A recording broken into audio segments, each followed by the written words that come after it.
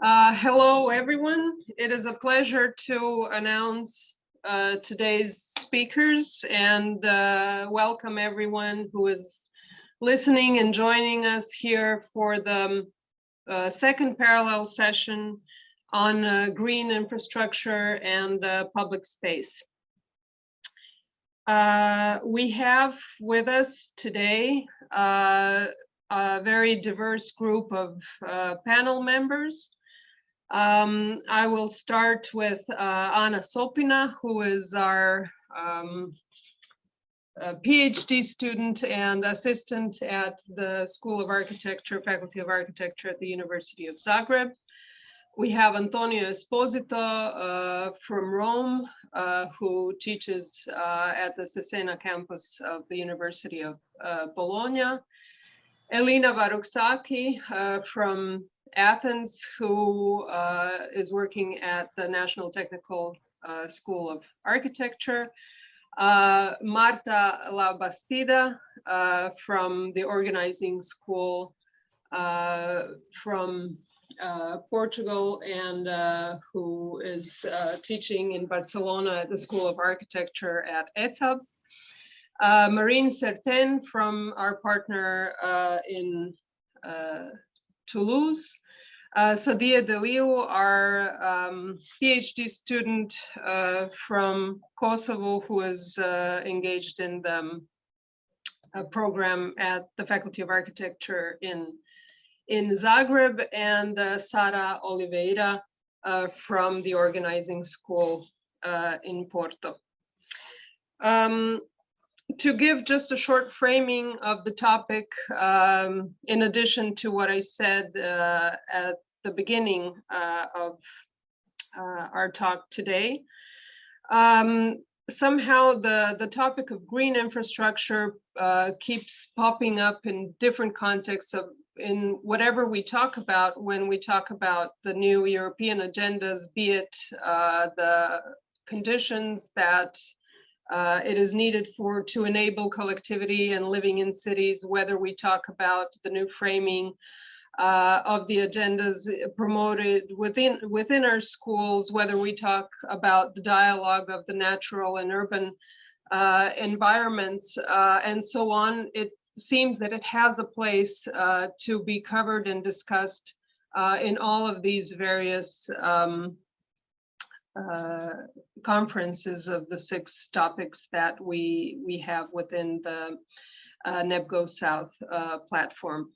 It of course stems directly from the SDGs and the new UN agendas and the Declaration on Sustainable Cities and Human Settlements, and so on, and is particularly stressed within the new European Bauhaus and the new Green Deal initiatives and agendas, because climate change has made cities less livable, and green infrastructure is certainly one of the ways to mitigate this, to mitigate heat islands, urban flooding.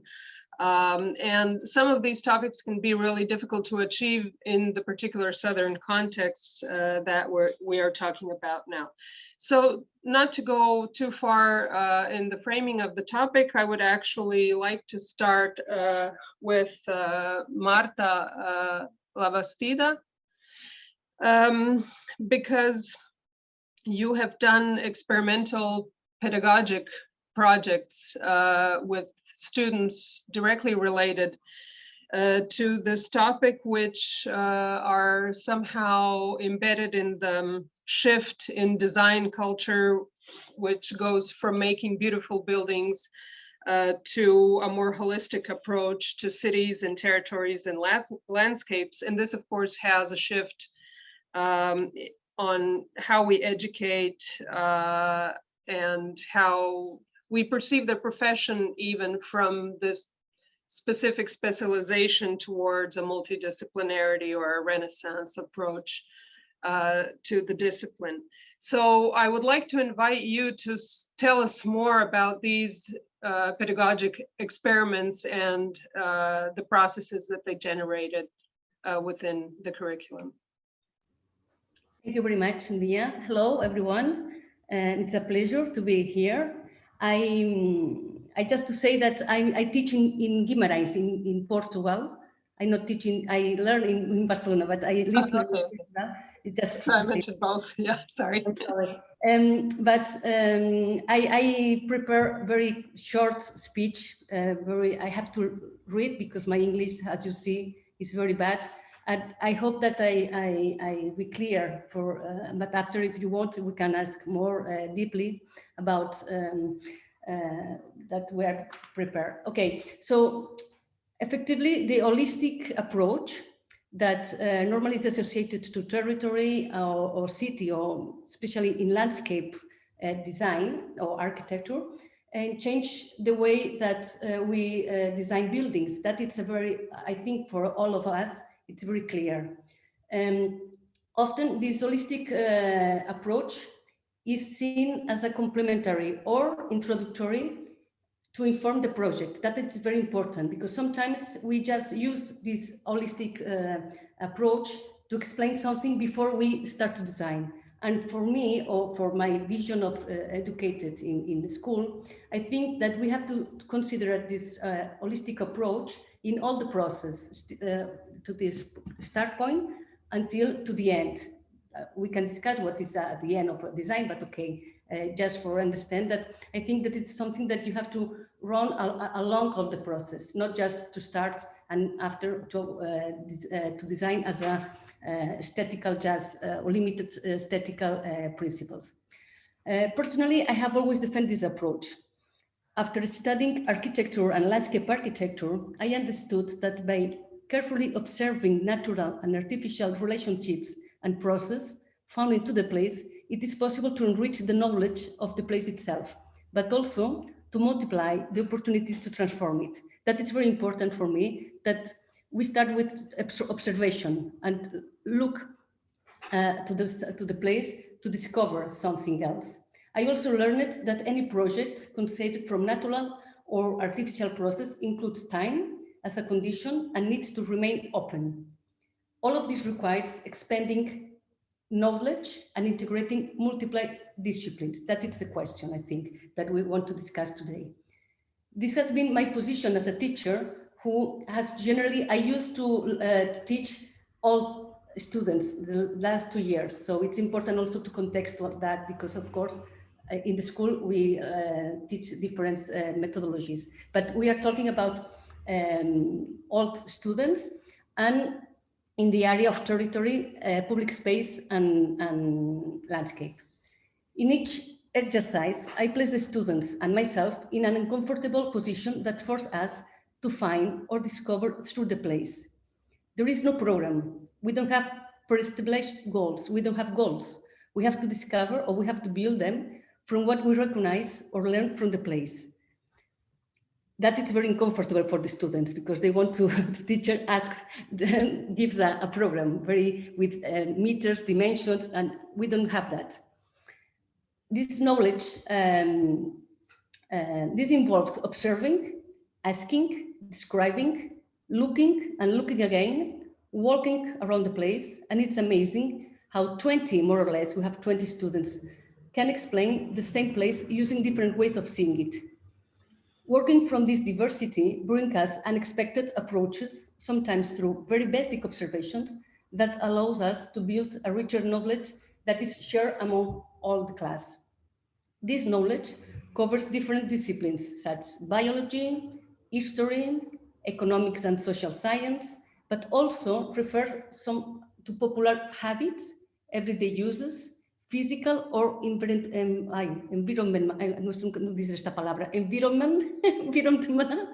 characteristics, physical characteristics. This necessary time that I claim always, this time to have all this experience, is essential to offer a more complete and integrative answer through design. I always say that architects are experts of nothing. However, we have an enormous capacity to anticipate, to relate and activate places from the uncertainty. For this reason, we must develop this skill with the students. and not limit teaching to a repetition of obsolete and inadequate models. So I don't show a lot of models, reference. We talk a lot and develop the skill of asking. Unfortunately, students are not trained to observe and interrogate. The basic education here in Portugal is still to focus it on learning certainties and evaluating through correct and memorized answers without stimulating hesitation or alternative question. That is very important because it's a very difficult process to work with students. From the School of Architecture, we have to reinforce the role of observation and association, promote the curiosity, accept some mistakes. Sometimes we start and we do some mistakes. Work with intuition, that we have to reevaluate again the intuition, build a critical position. But especially, we place future architects to ask questions and not just to answer. We claim time to stop and ask before give solutions for. We request time to think and discuss, to share and promote holistic knowledge.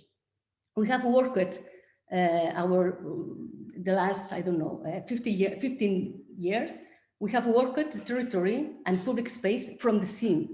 We have traveled with fishermen, cultivated with farmers, we visited biomedical laboratories, we cleaned abandoned factories, we discussed with politicians, we built clotheslines, we prepared collective lunches, and I can say that students need and value very much leaving the class and be able to explore directly without scale or disciplinary limitations, thus expanding knowledge and consequently increasing the effectiveness of their project. So they need to go out and practice this skill to ask different disciplines, not just read, of course, they have to read books, of course, but also they have to go to find these people. Unfortunately, in Portugal, as a professional, we don't have time to carry out this complete experience, of course. We are encouraged as our professionals to work with specialists, but we do not have time to make one or an integrated narrative. Interdisciplinary work is often reduced to a multidisciplinarity work without synthesis. That is very important. You don't have to be a big or a large team with all the disciplines if you you cannot talk and understand between all the disciplines. So, for this reason, the architect must practice the art of synthesis in order to be able to work the contemporary complexity. But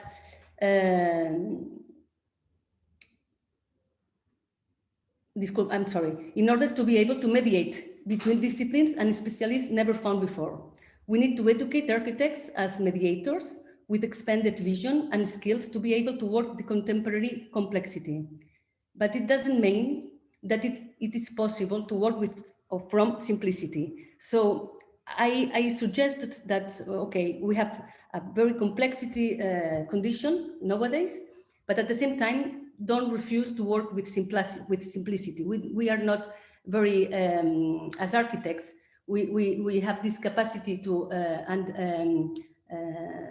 produce synthesis of different disciplines, but also we can translate a very simple position to a very complexity solution. I don't know if it's very clear for me.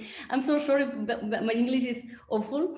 I hope that you understand something. But of course, I cannot explain all the projects that I do with my students, but just one of the 2 or 3 things that I have to remark, it's maybe go out to the class, go out to ask to other people from different disciplines to help us, but at the same time, use the very simple tools that we have. It's look on observation, association, do different association, and of course, you can translate that with a very nice design. So I don't know if it's maybe we can ask we can talk after, but I think it's a very start point with this complexity that we have to confront every day as architects. Yes, I think you raised a very important question, which far exceeds the topic of green infrastructure here, and that is teaching students agency and being able to navigate complexity and become comfortable with being outside of their comfort zone and being ready to experiment, because the circumstances are radically changing, of course, and what we know today may not be applicable tomorrow. But it is also educating a way of thinking which is more important than the end goal.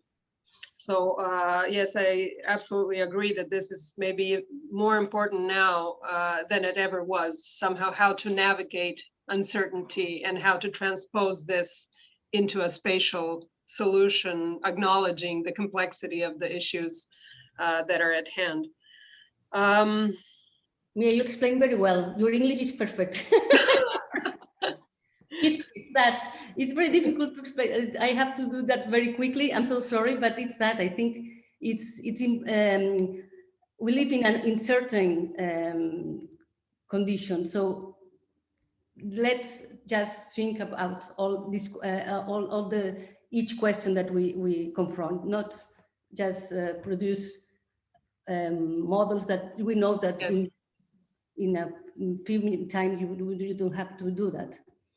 So yes, sorry. yes, absolutely. And I think a very important issue is how to retain this openness, not only in education. It seems that in education, it's easier to maybe have this fortress of free experimentation, but how to prepare the outside to somehow accept these uncertain conditions is very much related to the way that the new agendas are framed, because they also have to allow for this uncertainty and accept the changing conditions.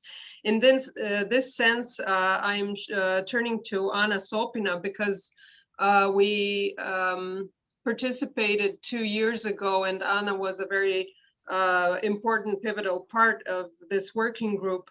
It was a document on green infrastructure in Croatia, which was done by our school for the Ministry of Construction and Spatial Planning. This document was a framework for the future national agendas, of course, stemming from the European ones.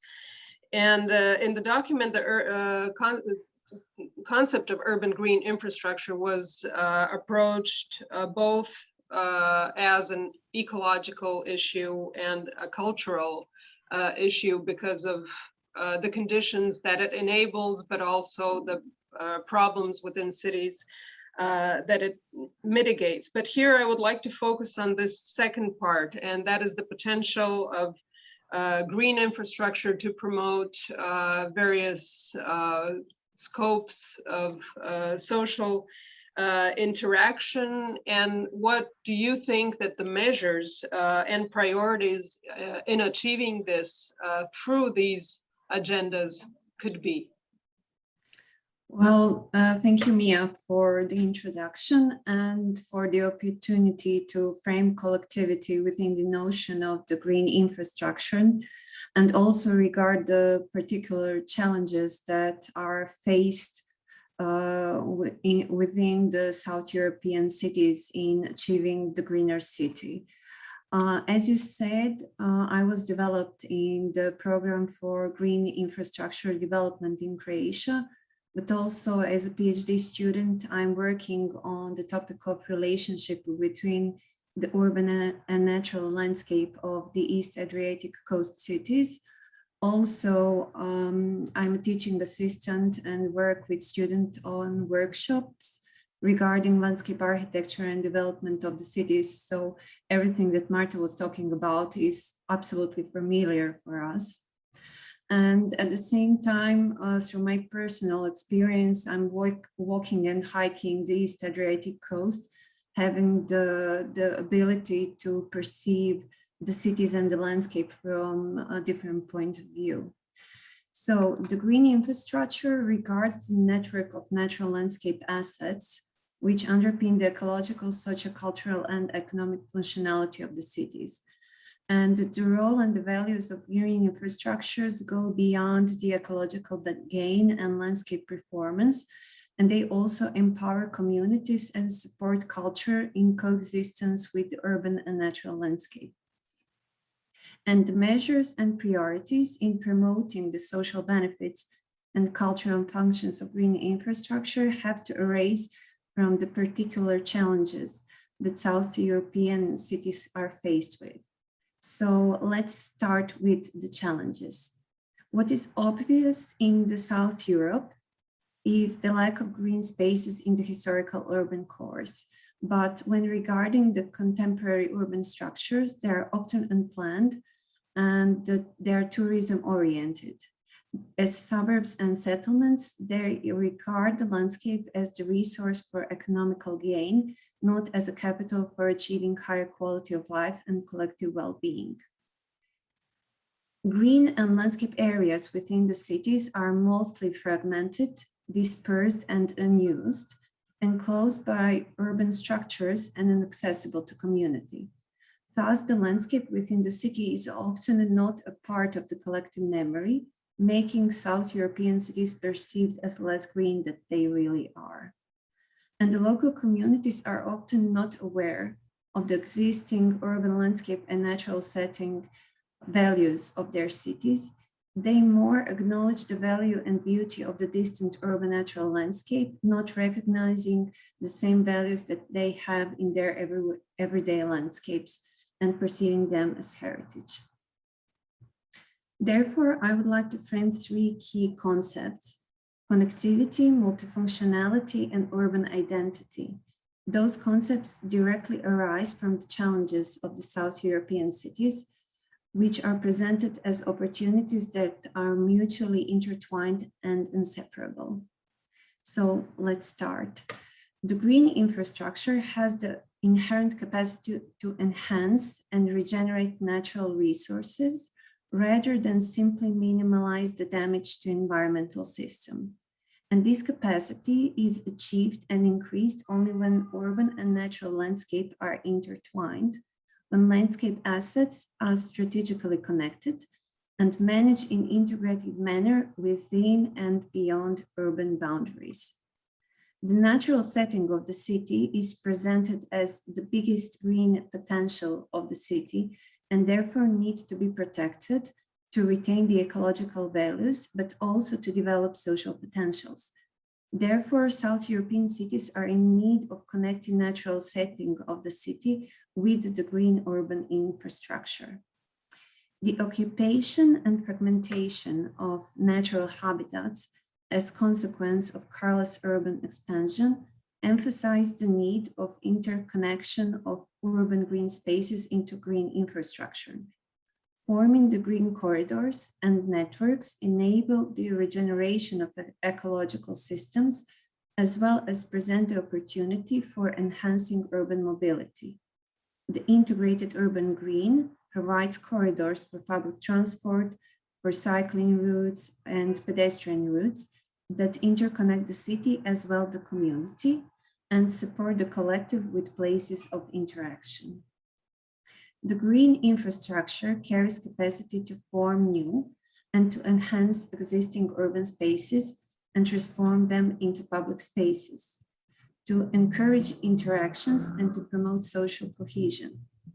The green infrastructure can foster a variety of contents, of functions and uses that enable social contact and support, that empower the community by raising personal engagement and feelings of value, that contribute to higher quality living, as well as physical and psychological well-being.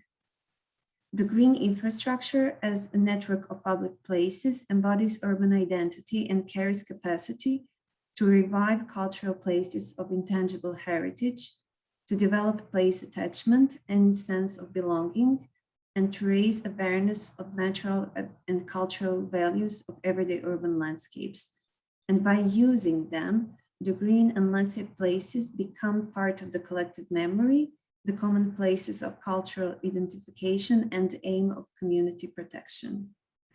So to sum everything up, the urban culture and continuity, as well as spatial identity of South European cities, arise from the natural setting and are embodied in network of public and urban green places.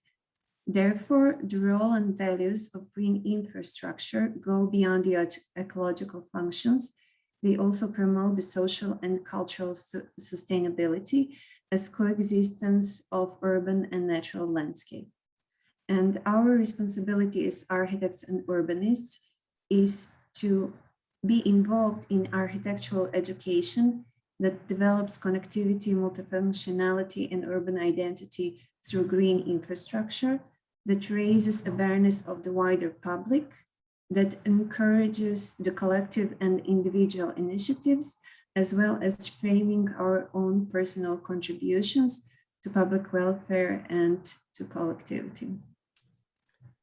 Thank you, Anna. I was trying to write down many of the things you said, but everything was the truest statement. I think we all of us could agree with very much. And I'm very happy that you participated in this discussion, turning the focus onto the specificities of the southern cities, because within the European framework, when we go into discussing the means of how to achieve certain agendas, we cannot have one size fits all approaches. And the meaning of green infrastructure is certainly very different when we talk about Dubrovnik or Copenhagen. So you pointed here at these differences in how to introduce them and how to find value rather than misusing them as greenfields in achieving a higher quality of life. And if we take this question of the European South from the scale of the city and the territory to the scale of architecture, I turned the discussion to Antonio Esposito because of all the research that you have done on the specific urban cultures and matrices of the Southern European architectural body and language, both in the historic and the modern architectural heritage that we have that have evolved in these contexts, but somehow from these contexts particularly. So if we observe them from their relation to space and their relationship to natural environments, how they abstract them, both in historic and in contemporary interpretations, and how these open spaces trigger interaction, I would like to invite you to reflect on these specificities, bringing down the scale of the discussion further. Yeah, thank you very much for your introduction, and thank you to everybody for this opportunity to discuss in a common roundtable from several points of view the same problem of the refurbishment of the urban landscape. And as you introduced in beginning, I will share some pictures because so my poor English can be better understood, I believe. So from start, I know. I have to share my okay.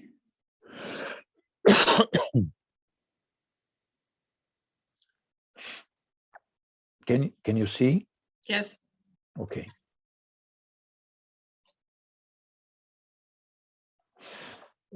So after the Second World War, these pictures will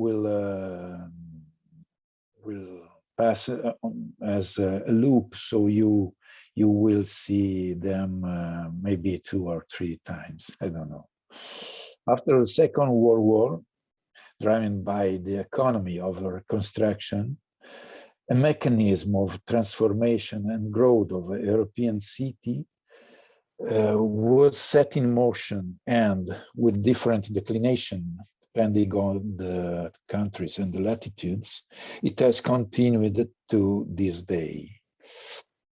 Working on the consolidated city is the horizon in which contemporary architecture has begun to move for some years now.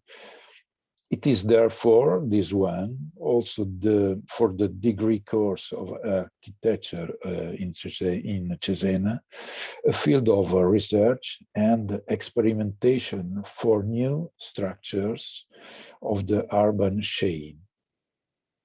Redeveloping, regenerating, building on the built, urban recycle, zero consumption are all lexical formulas that, from different point of view and with different nuances, indicated the same situation and the intent to deal with those areas that the voracity and of the urbanization processes of the last half century has left unresolved or vague or clearly unpleasant. Remedying stretch marks and visual disorder, such as accidents and aporias scattered by the rapid successions of transformation, is one of the tasks that architects will have to face in the near future, perhaps the most conspicuous. In the diversity of approaches and formal outcomes, however, we can recognize a common basic orientation that aims to repurpose the primacy of public space, its decorum and representativeness in the process of reformulation of the urban landscape. Send the practice of replacing and reforming individual buildings has naturally been in motion for some years now. It is beginning to outline in recent years, perhaps, an awareness of the need to consider a possibility of reform of the neighborhoods, starting from the redevelopment of public space, streets, squares, gardens, shorelines, rivers. For many decades, public space was almost considered as the result of the building process, not as a space worthy of appropriate design. To a large extent, it has been subservient to the increasingly pervasive use of the automobile.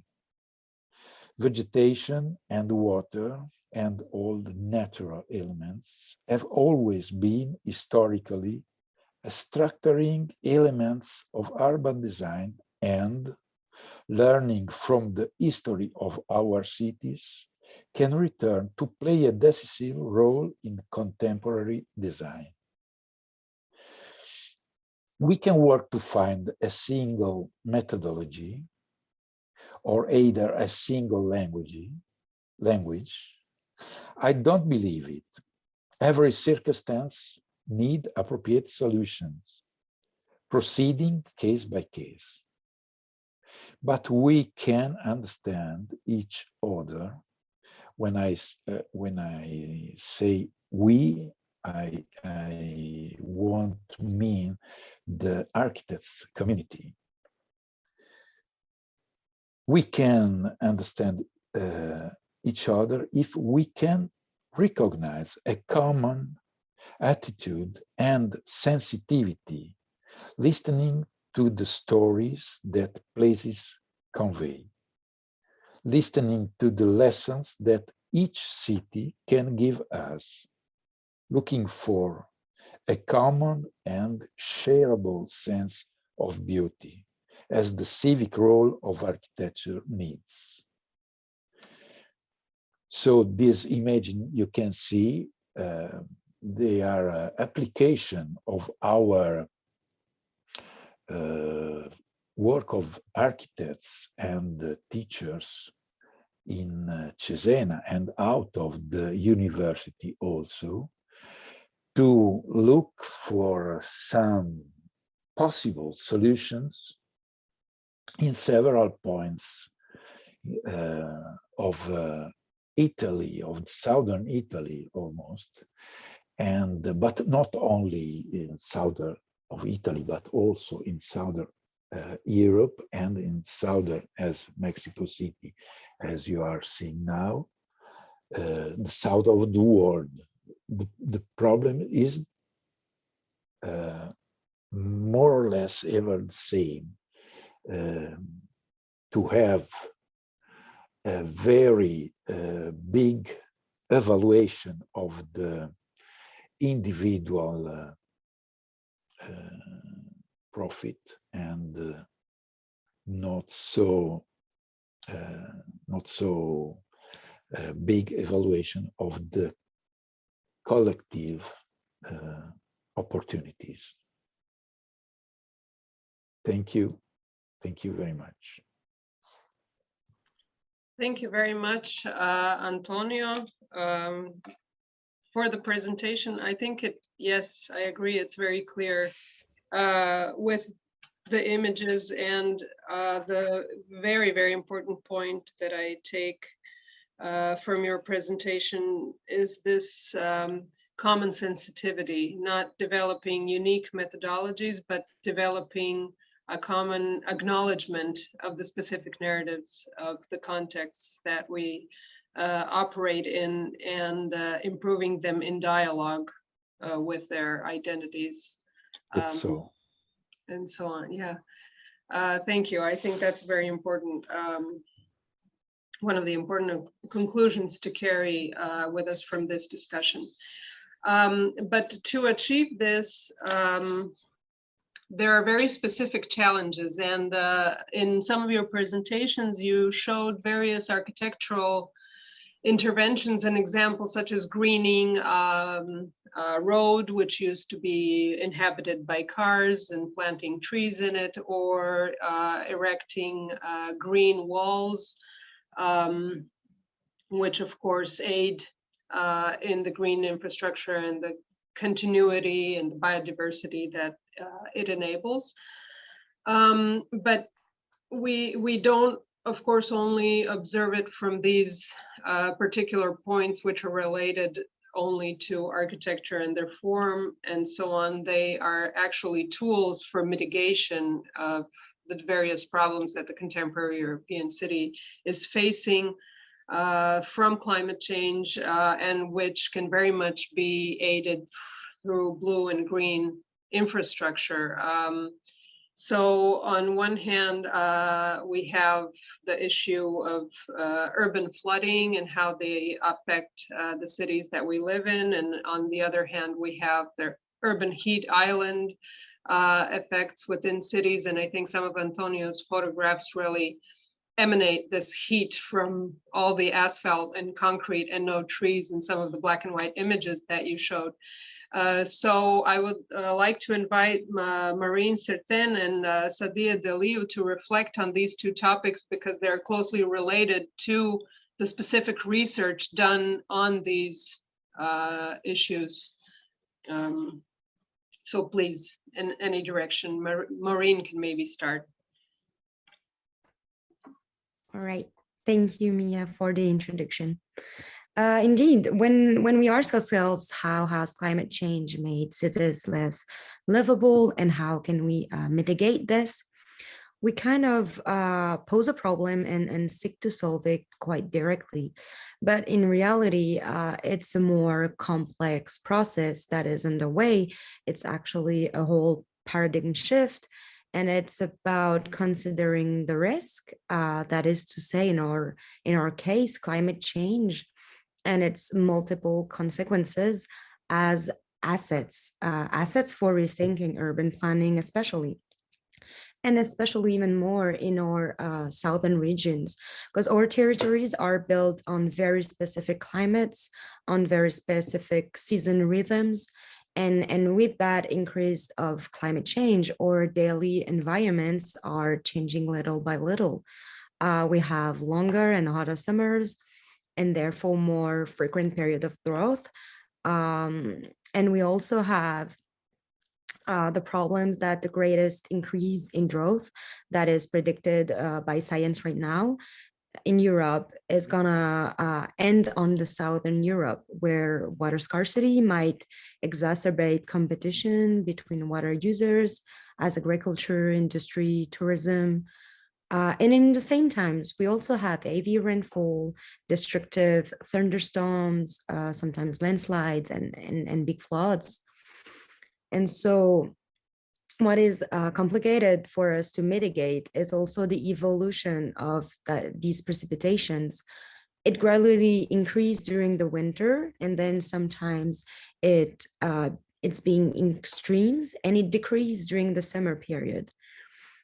And so we are increasingly confronted with climatic events when in the past our season used to move from one another more peacefully. And when these extreme events occur, they are accompanied by significant material and human damage if we don't know how to deal with it. So we must be very attentive and understand in our conceptions that the everyday weather, what's happening in our everyday lives, the even slight changes in degrees or in rains are actually the echo of the climate general evolution. And so as we base and turn our cities towards blue and green infrastructures, we have to be aware that they are organic and directly dependent on the climate and therefore directly affected by climate change. So thus, this is the very structure of our cities that is being disrupted by the climate change. So this upheaval is so strong that it goes far beyond the scope of human control. So either we suffer it fatally or we react to take advantage of it. And paradoxically, these big changes, this risk, are unprecedented opportunities to innovate, to develop, and to develop blue and green infrastructure that would be able to evolve, adapt, accommodate the climate events. And as far as water is concerned, in my case, because this is what I'm working on, we have the knowledge or we can find the knowledge. But what we must very be careful of is not to always want to master the resource to control it. Because technique and technology, as we have long thoughts, are perhaps not the miracle solution. We need to develop strategies that are sensitive to water as a precious resource and not as a commodity. We can, for example, draw on past knowledge, learn or relearn from vernacular systems, even borrow knowledges and skills from countries that have more experience with these climatic events. It is really about making room for these events in our cities and in the soil of our cities as well, because the soil counts. So it is, I think, the different ways of understanding water overflow or water shortage that actually is going to promote innovation for sustainable optimization of the city. Of course, you said it, Maya, earlier, there's no solution one fits all. The strategy obviously would have to look closely to the local context.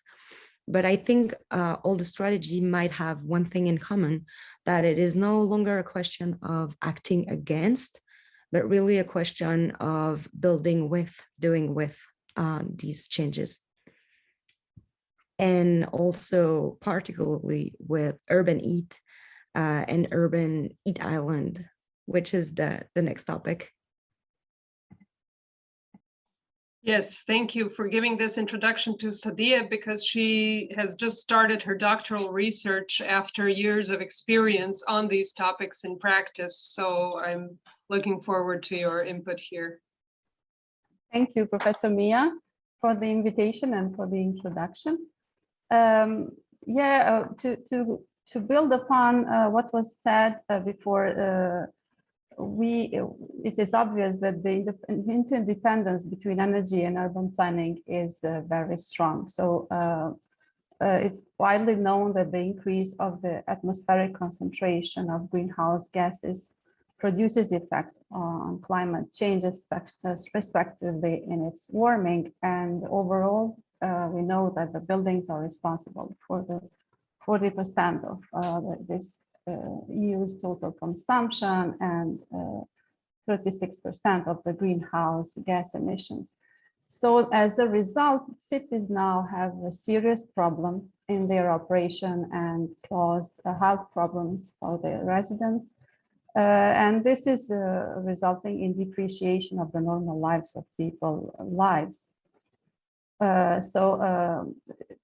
Consecutively, the climate change has become a threat to the environment, but not only to the environment, also to the human health, and now with COVID-19 especially, we see also to the economy. So more concretely, when we look at the urban climate, it usually refers to the urban heat island phenomenon. And to maybe demystify it for others that are listening, it's what is an urban heat island? It's an area that has consistently a higher temperature than the surrounding areas. And the causes are usually the lack of vegetation, the low albedo of roofing and asphalt, and of course the anthropogenic causes, which are the waste heat of vehicles and the buildings.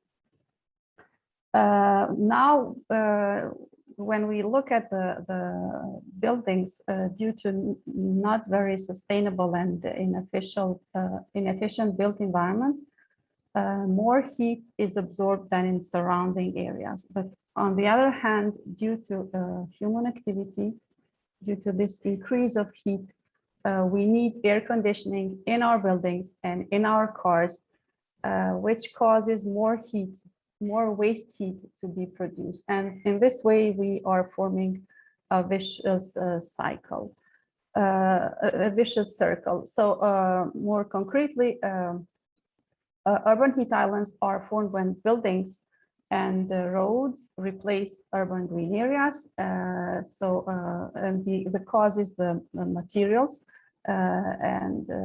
so more asphalt and concrete.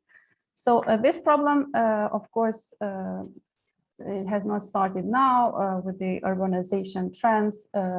It is mentioned in the 70s, but now it has become with greater population rate living in urban areas.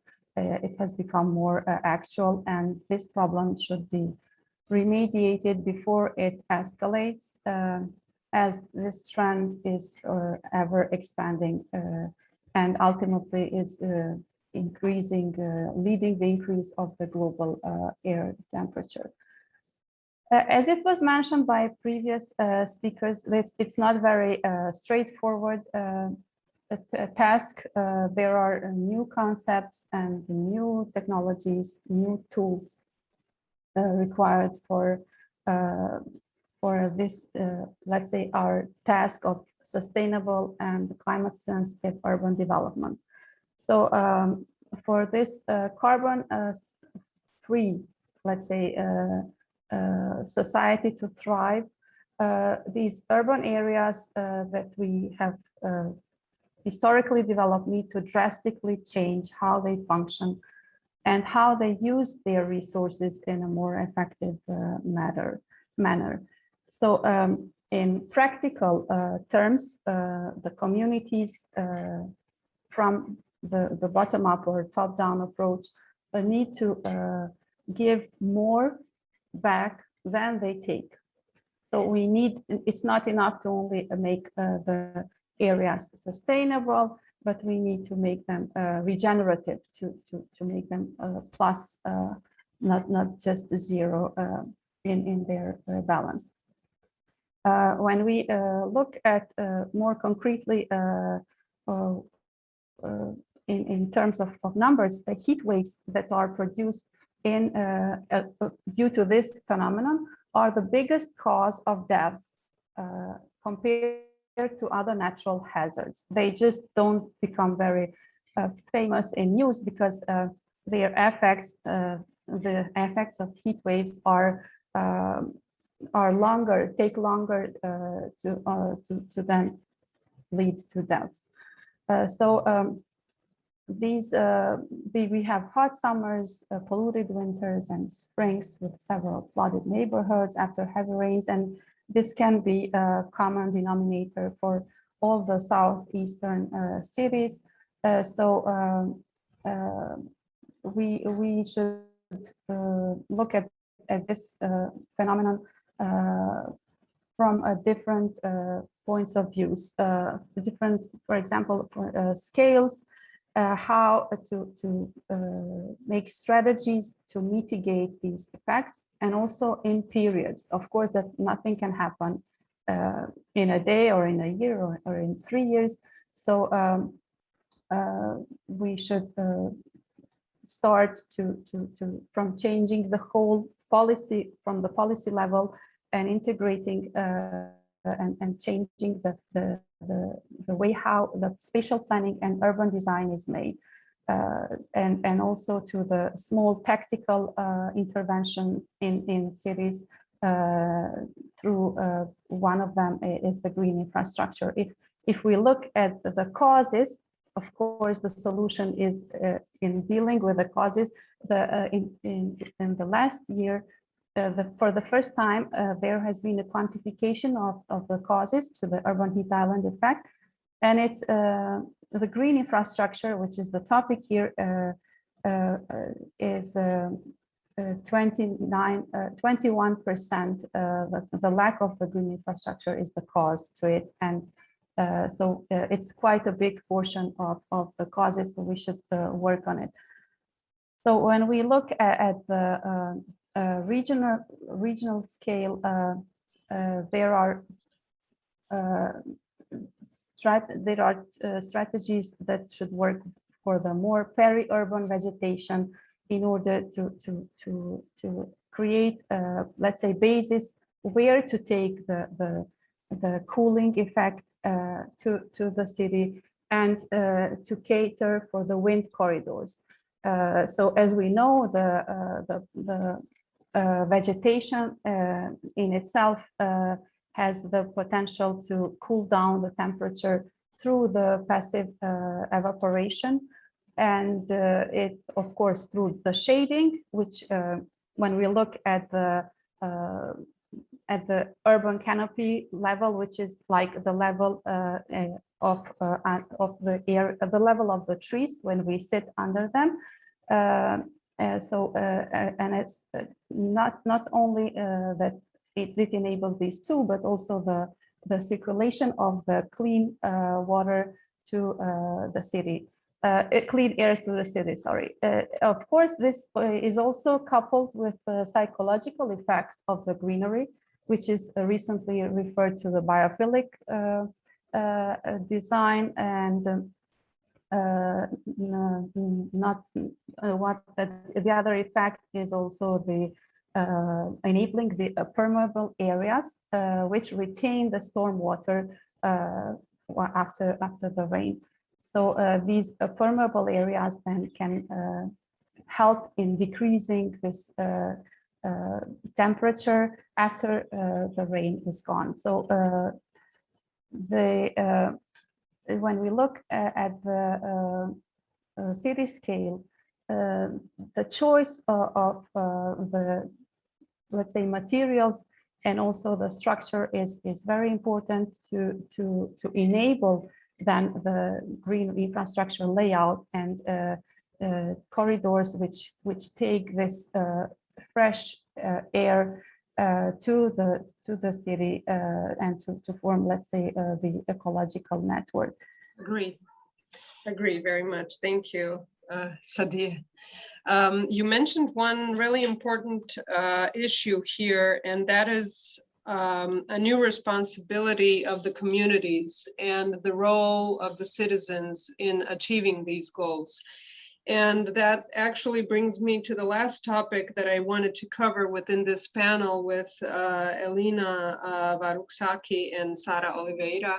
I'm not sure if Elina pronounced your last name right, but it very much comes down also to the agency of the citizens themselves and using green infrastructure as a tool of empowerment of the communities who then participate in creating them through urban farming, through establishing identities and firmer relationships between the users and the environments and so on. And Elina, you have approached this through looking into alternative modes of living and coming together and the role of the citizens in establishing these frameworks. While Sarah did research on green infrastructure as a means of triggering coming together. So I would actually like to invite the two of you to kind of frame this topic and bring it back from the agendas to the capacity of the citizens. So Elina, you can start. Yeah. Thank you. You pronounced my name correctly. I was amazed, actually. Thank you so much. That's not very common for Greek names. That's because I'm Croatian. So also great job at hosting, and it was really nice to hear all of the speakers, and I'm also eager to hear Sarah last. I approached the topic a little bit theoretically, but I think it's very interesting to talk about the agency of the people, actually the citizens, as you say. So I'm going to talk very briefly about the alternative modes of living and coming together, as you said, observed through the spaces of collectivity. So on the one hand, we have alternative modes of living, on the other space of collectivity. So that in my mind means private spaces, and then on the other, we have more public spaces. My main argument for that is that mode of living is strongly connected to a city's politics for collectivity. That's kind of what I'm seeing. So the politics of collectivity are influencing the modes of living. And one could say, and I'm having in my mind right now the city of Athens, that the urban public spaces are a mirror to the degree of collectivity a city has. And it's an interesting interrelated relationship we have. In cities where the collective means to people something negative, like in Athens. I mean, people are more conservative in some areas, and they hear collective and they think that is something bad. So in order to have something alternative in terms of living, we need to have a niche. A niche needs to be created. So that niche either will find a room within the existing system of the city to sustain and develop itself normally, or it's going to break through abruptly and completely shaking up the systems, shakes up the system, that the system right at that moment is going to be unable to support the new needs. But firstly, I think that the culture needs to change in order to approach the collectivity and then the spaces. So collectivity for me has a couple of different definitions. One is the quality or state of being collective. The other is a collective whole of people, like people being a body. But adding space in front of the word collectivity, of course, brings the special definition to this, and which I'm going to interpret a little bit in as the ancient meaning of agora, as we have in ancient Greece, as you all know. And I think it's very interesting because it has this meaning of getting together, because it has a very practical solution like the market, but it's also have another meaningful as the core of the city, which where all the assemblies were taking place. And why am I mentioning that is that since we have the utopians of the 19th century, and they based the whole urban planning revolution on the structure of they based it on the structure of the ancient city. And I want to bring this again to the table as a discussion. And I'm going to do a theoretical now throwback to Aristotle and Plato, which were two completely different directions that they had. So to make it short, Plato said that he organized the city with little to no flexibility to develop itself and move forward. So he made a circle with a core, and then he divided his circle, into 12 equal pieces. And that, in that sense, he was submitting, that's what I'm trying to say, the part to the whole. Whereas Aristotle is having a more free, let's say, spontaneous development of the city, he argued, in contrast to Plato, saying the whole needs to be, the whole is a sum of the parts. Why is that important? Because for me, in order for collectives to develop, they need to have the spontaneity within the city. And as we saw, the zoning that so many times happened in modernism, it failed because it divided the functions with no spontaneity. It was kind of blocking collectivity in some cases. So we see a basic mistake there that sometimes urban planners or also architects do. We tend to over-design and program everything. So this was really interesting to hear from Martha in the beginning that said that architects are experts of nothing. And in my experience, also sometimes architects tend to be the experts of everything, like we want to design everything. And that's something that I think we definitely need to avoid if we want spaces of collectivity to be able to actually develop themselves and create on their own a niche, something to break through. I would love to see that in my city, actually. I could also talk more specifically about like collective examples, like, and I'm having always the example of my city in my mind, which we don't have so many collectives, but I see like in Germany, which is not the Southern Europe, but in Germany, they have collectives and they have the so-called Wohngemeinschaft, they have the NEBgS, which people are living together, or they have the syndicats where collectives can actually, like, let's say, they're interesting to live together and they see a derelict building and they can take care of it and they can own it. And then they have, a collective has actually its own space, which is something crazy to think of as, it's crazy in a good way. I would love that to see also in Athens happening. And I don't want to bore you anymore, but I did a sketch because I've never visited Zagreb, but I saw something very interesting and I made the sketch. So the first is, I'm going to show you, oh, it's blurred. Can I share my screen? Yeah. Yeah, can I share my screen? Yeah, you can share your screen. Yeah, if you took a picture with your phone. Yeah, that's what I'm going to do. Okay. One moment. Okay. So I took the sketch. Okay. So the first, do you see, right? Yes.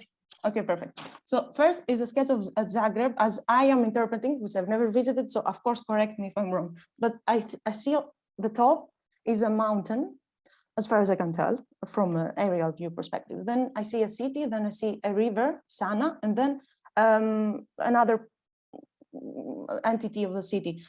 And this relationship of the river is very interesting to me because below you will see Athens. Athens is all around with mountains, and inside is this big piece of buildings with little to no green areas. And then of course you have the ports and the sea and everything. What is really nice and important to talk about what we are saying about the collectives is the quality of the public spaces that we're going to have within the city. And think that from all the participating cities that we have right now in New European Bauhaus, Athens, I think, is the only one who has covered up its river. We had 3 rivers and we covered it up. So I think that tells a lot about how we are approaching the natural elements every time. And of course, this is connected to sustainability and how we're going to react with the city. How can you trust the city when it's covering up its own river? And this is something that I find very, very interesting. Also, the quality of the public space. Otherwise. Perfect. Thank you, Alina, for this. We're running just a little bit over time. Yeah. I'm going to tell Sophia also to give her, or sorry, Sara, but I find this really interesting because you're actually initiating now the topic of renaturalization and doing some steps back in time. But back to the agency, I'll let Sara conclude. We still luckily have the break before the returning to the main room. So Sara, if you would like to conclude the discussion with the topic of the agency. Yeah, hi, thank you for the invitation and for being a part of this initiative. I would like to, in advance, apologize for my English, but I'll try to express myself the best I can. So I'm bringing this theme with 3 perspectives from my own. The first one is my perspective as a student in Project 5 in the university, that we look to the matter of public space as the block scale and also as the street scale. So we did some exercises to focus on the mobility network as an answer to many problems, problems that would go from sustainability and social housing. So we realized with those exercises that the more connection between spaces could mean the more connection between people. So it's like the more we give citizens what they need of, the more they take care of the space and feel like it's their own. So this would bring me, brought us, the students, with strategies that would be evaluative. So because, you know, the scale is so large and there's so much to do that we cannot do everything at once. So we have to give the tools to what we idealize that can be done as a whole. And I believe that we are in a stage that we can clear the path, clear the way to reach what we believe is a sustainable city and a good place for people coming together. So this would be the first point that my experience that I could bring to this theme. And actually the second one would be as a participant in an initiative of social housing that I had. And actually my experience with my thesis and working with the ilhas, that is a typology of housing very typical in Porto, made me realize that there is a very fragile line between what is public and what is private.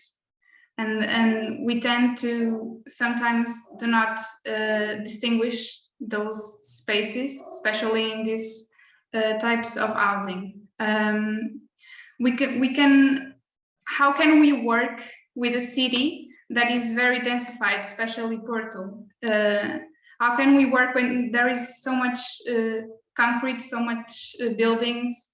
How can we embrace the interior of the block to create new routes, to create walkable routes, to create public spaces, having this city as a base? So we can do this. How can we do this without taking privacy to the people that live in those blocks? And how can we ensure the security of these paths that we are creating to connect the city?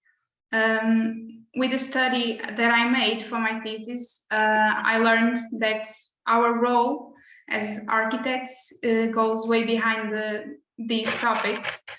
Because with actions like this to connect the city, we can also avoid many health problems in people, physical problems or psychological problems, because not having a green structure and public areas with quality can represent many risks. For example, stress, depression, social exclusion, breathing problems, and obesity. So our role is so much bigger than just create green spaces. It's take care of people's health and be able to create a place where they can join together and avoid these problems.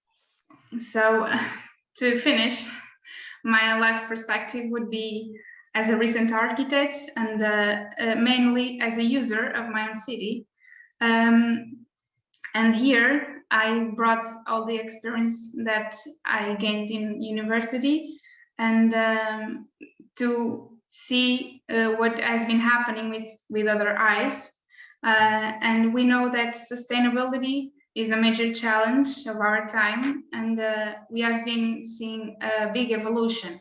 Actually, we believe that there's a study that says that in 2050, 70% of the population will be living in a city. So this is what we are going to, what is going to happen in the future. And with this, it means more gases to the atmosphere, more residues to pollute the earth. And so we need to be, we need to know this, so our answers can focus on the climate urgency that is going to happen with this reality. So I don't know if you know, but there's a concept named the 15-minute city. It's yes. It's very known. At the beginning, yeah. And yes, and this concept, it's applied to many European cities and around the world, of course. And I thought, how can we create this network and ensure that this could happen in Porto? So how can we apply this in here? A network with green infrastructures with a base, and that could increase public spaces and build a more sustainable urban landscapes. So I thought of this, and this could only happen joining every actors involved, and especially politics, which are the ones that don't listen too much. And unfortunately, in Porto, we have been seeing our small green spaces being replaced with concrete structures, and this may be a little contradictory, especially because during quarantine, we realized that users look for green spaces, that users see these spaces as an escape to the life in the city, and this is a need. So I think that we are all involved in this change, and we can interact to create better answers, and looking at this change as a process as well. True, Sarah, thank you very much for this conclusion. And actually, you mentioned something which will be the topic of the conference in Valencia. So be sure to get in touch with Deborah, who is organizing it, and bring more contributions there. Perhaps at the end, at the final discussion, we will have more opportunities for some inputs, but unfortunately we have to end because we ate up our break. Luckily, we had a break afterwards. I would really like to thank everyone for participating and for your valuable sparks of contributions in this short format. It was very enjoyable for me. Thank you. Thank you, and see you in the final discussion in the next two lectures. Bye. Bye. Bye-bye.